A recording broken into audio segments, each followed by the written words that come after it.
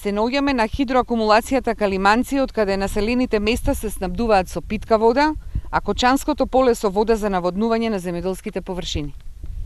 Состојбата е алармантна, носечките канали и левиот наводнителен канал на оваа хидроакумулација работат со намален капацитет.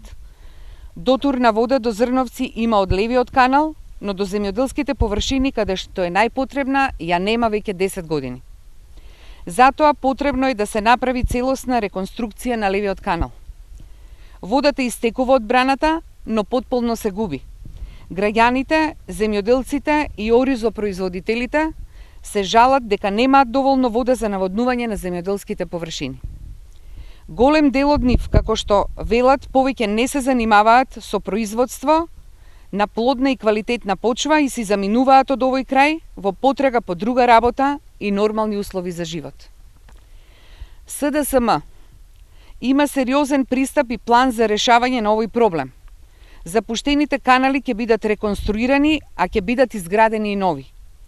После 11 декември, преку одговорни политики во земјоделството, секоја година ќе се одвојуваат по 10 милиони евра од земјоделскиот буџет за санација на постоечките и изградба на нови системи за наводнување и одводнување.